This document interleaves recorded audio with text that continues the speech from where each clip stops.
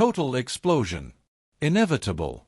Today is one of those days when the earth trembles beneath our feet and the cool sky splits apart with a thunderous roar. What FC Barcelona has just confirmed is not just a simple agreement. It's a missile aimed straight at the hearts of all those who, for years, mocked, scorned, and buried the club prematurely. Yes, Barca has confirmed a multimillion-dollar sponsorship deal from Arab capital, backed by a guarantee that silences all those who insisted on the tired narrative of eternal ruin and bankruptcy.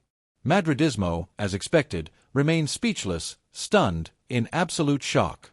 If you're an unconditional fan of FC Barcelona, subscribe now, because here, we defend Barca no matter what. And tell me in the comments, which signing do you dream of seeing now that the club can finally breathe again? The magnitude of this moment isn't just in the numbers or the contract. The magnitude lies in what this rebirth symbolizes, a giant that was declared rusty but rises with more character than ever. The history of Barca is one of resistance, of fighting against adversities that no other institution has had to endure. Financial fair play was used as a chain to keep us shackled, while others benefited from lax interpretations and natural privileges. But that's over. The Arab sponsorship, combined with the guarantee, doesn't just meet La Liga's requirements. It steals the favorite argument from all those pundits and so-called journalists who mindlessly repeated, they can't sign players, they can't register them, they're finished. Finished. Today, we are more alive than ever. Today, it's not a wounded Barca that awakens, it's a hungry Barca. And they know it. In the corridors of the Bernabeu, in the debates of the capital, the tremors are evident. Because if Barca was able to survive when it was declared buried under impossible debts, imagine what it will be like now that it has regained economic momentum.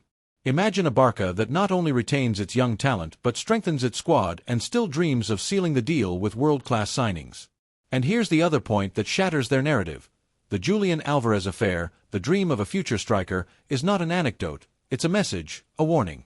Because even if operations of this magnitude will still be difficult, the mere fact that Barca is back at the table turns it into a real threat. And no one, I repeat, no one in Madridismo expected this horizon to arrive so soon. The celebration isn't just financial, it's psychological.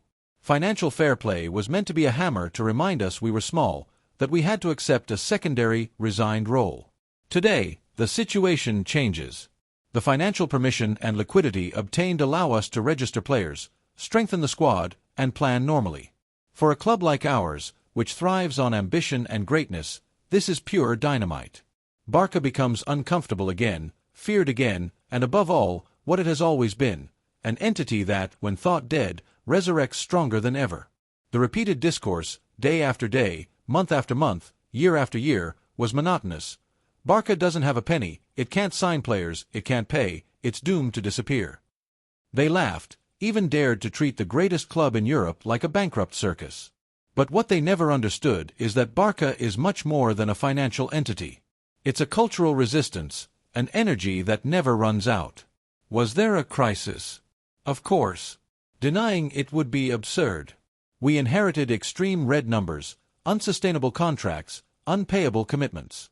But what changed after that night in 2021, when Laporta returned to the presidency, was the mentality. Where others would have sold the heritage, surrendered, or accepted a secondary role, Laporta bet on a constant struggle. First, it was the levers, then financial engineering, then patience with La Liga. Little by little, every obstacle wore down the enemy's narrative. Today, with this Arab sponsorship and guarantee, we're talking about a turning point that redefines the chessboard. This means Barca moves from day-to-day survival to projecting a plan. This means registrations, so often blocked by La Liga's TBAS and its suffocating regulations, are no longer in danger. Gundogan, Rafinha, young talents like LAMINE YAMAL, all those who were on the list of uncertainties now hang by a thread. But the most explosive part is yet to come. With this agreement, the unthinkable becomes possible. Signing a world-class striker is no longer a fairy tale. Investing in proven talent is no longer a fantasy. Barca goes from being a cornered club to a tiger released from its cage, and that terrifies Madrid. What's interesting is seeing how all of this was orchestrated in silence. While the capital spokespeople mocked us, Laporta and his trusted team negotiated quietly. Meeting after meeting, contacts, trips, preliminary agreements, until today. That's the Barca way. When noise tries to bury us, Barca responds with facts. The same old Kuhl story, they think we're dead, and we come back even more dangerous. What's being finalized today is just the beginning of a new era. Laporta isn't pulling off a one-time stunt, he's building a horizon of stability. And that's the Madridista nightmare, imagining a Barca with planning, economic muscle, and hunger. Because the hunger is overflowing. Every Kuhl feels it, lives it, breathes it. Because they're losing their toy, without a weakened Barca, the mirror shatters. Madridismo has always needed a caricatured version of Barca to feed its ego. And that caricature was built on clichés. They can't sign players. Bargain bin team. Laporta sells smoke. Today, they see all of that crumbling. The problem isn't that Barca secured sponsorship. The problem is that this sponsorship restores competitive capacity. And when Barca competes, La Liga balances out. And when La Liga balances out, Madridismo trembles. They know the history. This club is capable of emerging from any hole and returning directly to the top. The recent proof, when no one expected anything, Rijkaard's Barca turned the youth academy into gold. When no one saw it coming, Guardiola transformed that academy into the best team in history. Today, with this financial turning point, the shock is real, because they understand they won't have an easy ride this season or the next. Barca returns not as a dragged-out patient, but as a gladiator with veins full of pride. Laporta is in a league of his own. No one in modern football better represents a club's resistance. He returned in the worst imaginable context. He found a Barca devastated, bankrupt, ridiculed, and yet, he decided to stand firm and face adversity head-on. They called him a smoke seller, accused him of media circus acts, underestimated him.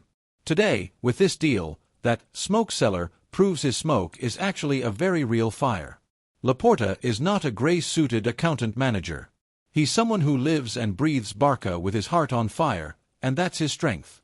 He connects with the members, the fans, the players, with everyone. He's a strategist, yes, but above all, a true Kuhl. And that passion in the boardroom always ends up delivering results. What this operation demonstrates is that Laporta never lost faith or vision. He knew resistance was the key. Today, with a masterstroke, he restores faith to every Kuhl who felt humiliated by rivals' mockery. The infamous financial fair play. How many times have we heard it used as an exclusive punishment for Barca?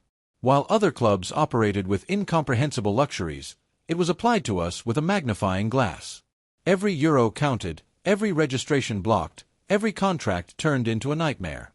Well, this torment that seemed to condemn us is now turning into a tool. The sponsorship and guarantee allow Barca to operate within the rules. This changes everything. It enables signings, planning, and reconstruction.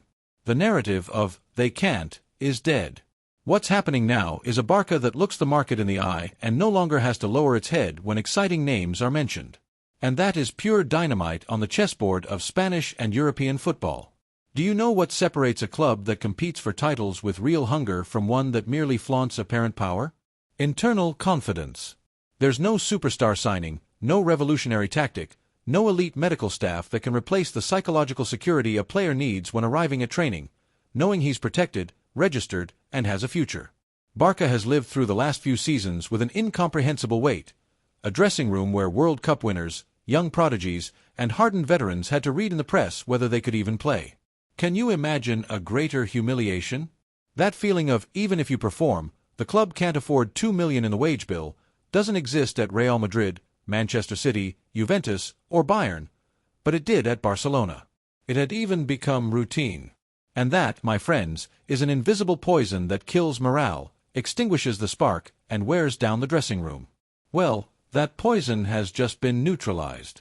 The Arab sponsorship, combined with the missing guarantee, and suddenly, as if a 100-kilogram weight had been lifted from their shoulders, the Barca players breathe, play, train, plan, and live their profession as they should, with total focus on the pitch. The administrative nightmare is no longer a ghost. And a Barca that only thinks about football is the most irresistible Barca. Let's talk names. LAMINE YAMAL. Can you imagine what it means for a 17-year-old kid, who already carries the hopes of an entire fanbase, to live with headlines like, "Not registered before August"? That undermines any teenager. Today, with this structural move, LAMINE no longer walks into the dressing room wondering if he'll be allowed to play. Today, he holds his head high, smiles, and trains knowing he's a key piece, that his contract is secure, and that Barça believes not only in him but in the entire project. His talent, freed from bureaucracy, will be an even bigger sensation. PEDRI and GAVI, two recent gems from La Masia, also receive a brutal confidence boost. What wears a player down is feeling like he's part of a permanently unstable club. Every PEDRI injury, every GAVI recovery, had the endless noise about finances as a backdrop. Now, what they have behind them is a financial safety net, and that net doesn't just support them, it propels them. But let's focus on a veteran, Lewandowski. Imagine a historic player who came to Barça to compete at the highest level in the twilight of his career. During his second season, he saw the Madrid narrative label him as a useless signing, an economic mistake, a burden.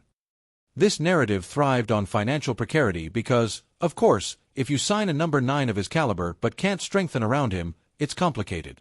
With this deal, Lewandowski no longer feels alone. Now, he sees himself as the leader of a Barça that once again has the margin to surround him with quality, to think about his natural successor, to offer him high-level reinforcements. A confident number 9 infects the entire team. What seems like mere paperwork is actually a cultural shift in the dressing room. A cry of freedom that transforms players into warriors ready to crush external narratives. In modern football, hope has no price. And for a fan base accustomed to dreaming big like the Cules, nothing is more deadly than resignation. In recent years, hope for signings had faded. We talked about top-tier strikers, dominant midfielders, and always, that little phrase would come, "There's no money. It's impossible. It doesn't comply with fair play." The result? The Cule masses dried up from within, turned into spectators of other clubs' signings. Well, that cycle is now shattered. With this deal, dream signings are back in the spotlight. And I say it clearly, Barça regains the ability to excite. Let's start with a name that's setting headlines ablaze.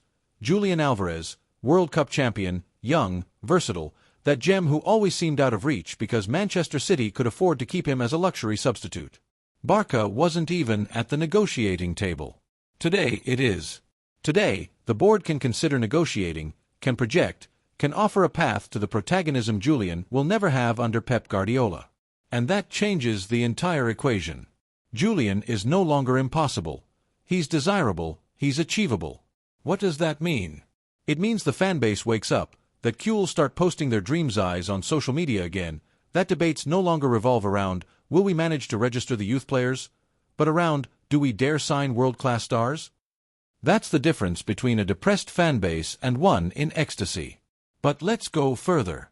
It's not just Julian. Lists of fullbacks, pivots, and wingers are emerging because, with financial room, Barça becomes a player in the market again. And when Barça enters the market, the universal story changes. Remember, Ronaldinho, Henry, Neymar, Suarez, all those coups happened because Barça had both margin and ambition. What this deal has done is recover that dual variable. We're no longer spectators, we're protagonists. And here's what bothers Madrid the most, the narrative shift. They needed a Barça condemned to signing cast-offs. Today, instead, they see their eternal rival starting to dream again, and when Barça dreams, fears multiply in the capital. The future arrives in the form of names, jerseys with new surnames, and thrilling press conferences. Barça, under Laporta's leadership, is once again a spectacle off the pitch to prepare for the spectacle on it. If anyone is truly suffering from the news of the Arab sponsorship and the financial guarantee that brings stability to FC Barcelona, it's not just Florentino Perez's board or the offices of the Bernabeu, it's the Madrid media. This machinery, which in recent years has thrived on the perfect narrative, a humiliated Barça, a ruined Barça, a Barça reduced to a caricature of itself. Well, that narrative is slipping away. The journalists who lived by filling debates with the mantra Barça is in ruins, now find themselves staring at a shattered mirror. What will they talk about now? How will they fill hours of television in shows that thrive on exploiting caricatures? How will they sustain the narrative they repeated like a prayer? Laporta sells smoke. Barça can't register players. The levers are just bubblegum. The media nightmare is real, and it has a name. A resurgent Barça, a Barça breathing again, a Barça returning to headlines as a protagonist, not a victim. The centralist media has been the psychological artillery of Madridismo. On radio, TV, in print and digital press, every day, the bombardment was the same: economic crisis, salary cap breaches, structural ruin. The entire narrative was designed to reinforce the idea that Barça was in a coma. They knew what they were doing: repeat a lie 100 times until it becomes the truth. And it worked, because even many Cules began to doubt. Their bombardment was constant, daily, exhausting. Today, their headlines have no foundation. Barça, with the sponsorship and guarantee, has left them disarmed. They can no longer repeat that the club won't make signings.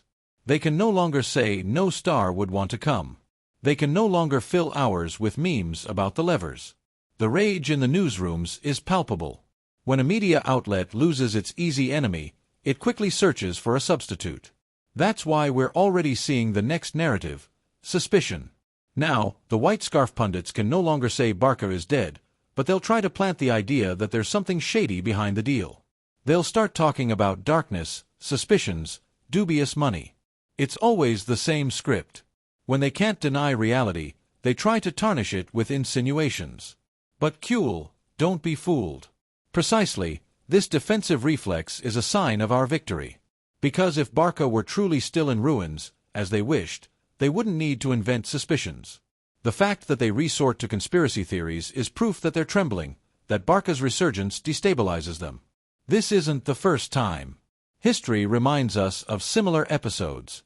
When Ronaldinho signed in 2003, Madrid was quick to say he was a night owl and that it wouldn't work.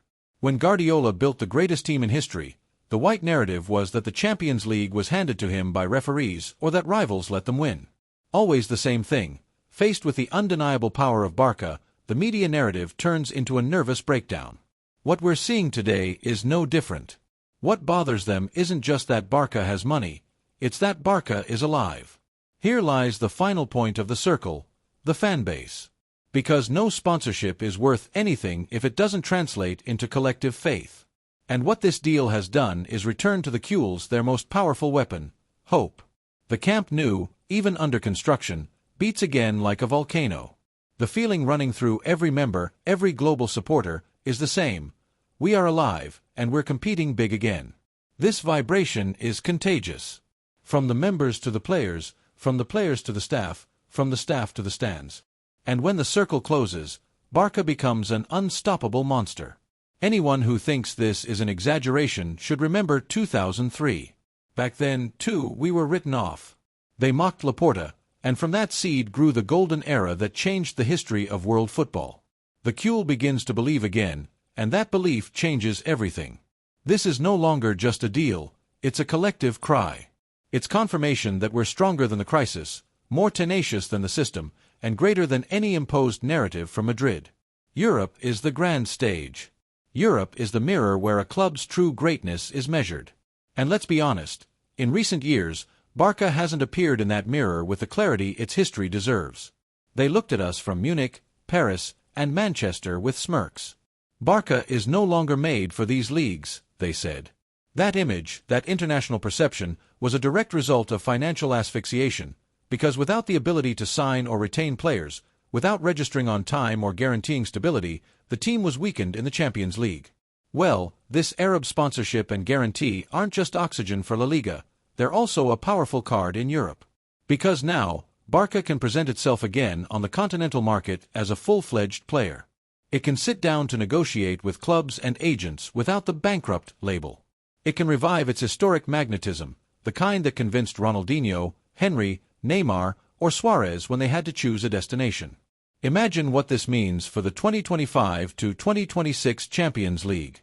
A Barça that no longer just survives the group stage but dreams of competing until the final rounds. Europe measures clubs not by their excuses but by their ambition. And Barça, with this new muscle, has rediscovered its ambition.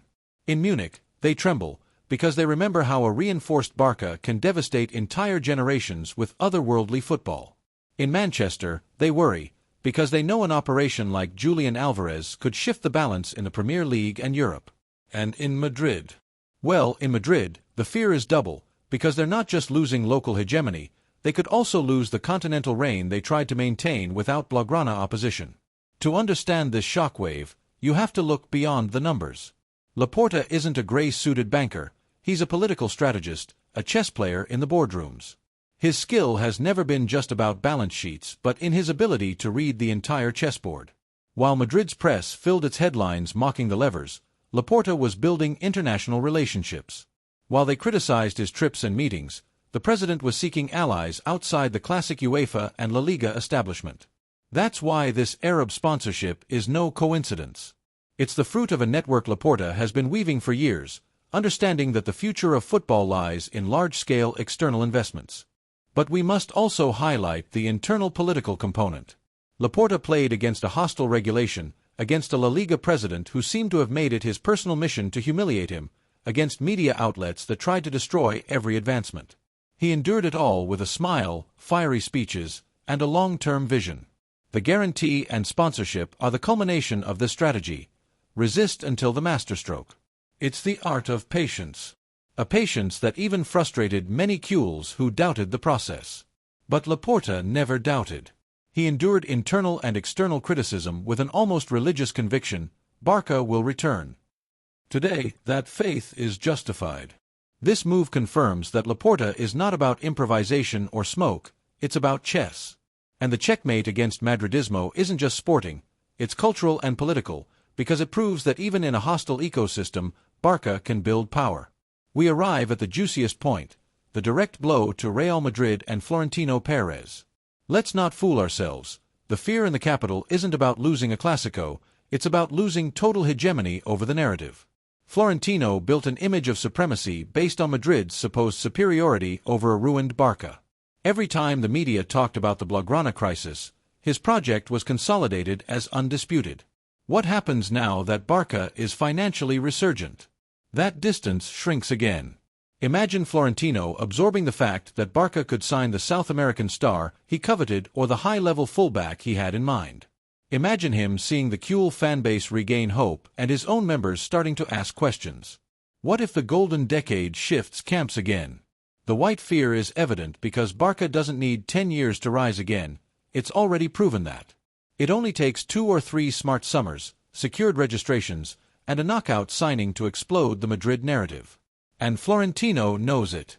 This is the most violent earthquake in Shattering. Not that Barça is breathing, but that it's re-emerging on the scene sooner than expected. The Arab agreement, combined with the guarantee, is dynamite in the white strategy, because it turns every Clásico into a war of equals, not Madrid's superiority. Madridismo stops boasting about being the only stable giant and starts fearing Barça as a direct threat again. Now, let's talk about the horizon.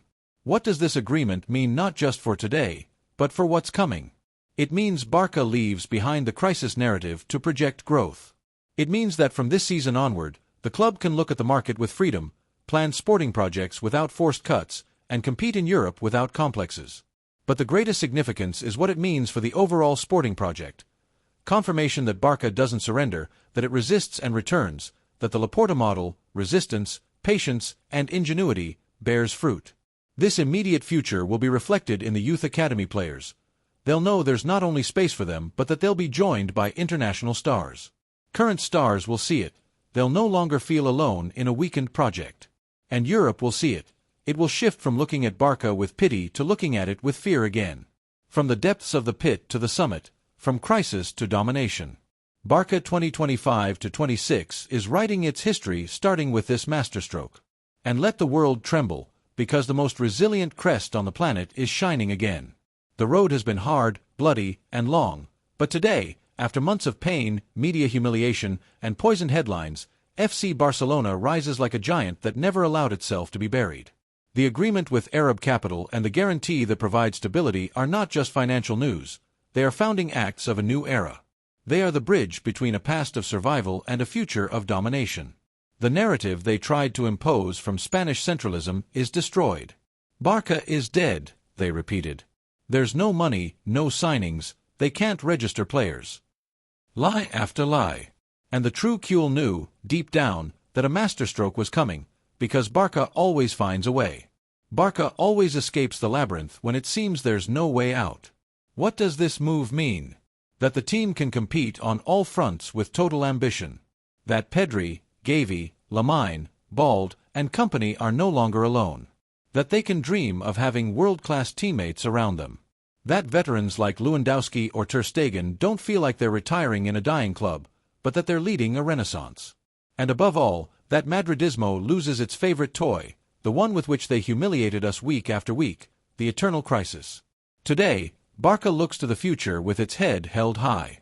We're not talking about shaky projects or emergency fixes. We're talking about structural reconstruction, a long-term vision, a clear horizon. A Barça that registers all its players, that can pursue high-profile signings, that becomes a protagonist in Europe again, and that counts on a fanbase regaining faith. This combination represents the greatest possible threat to Florentino Perez and his entire manufactured narrative.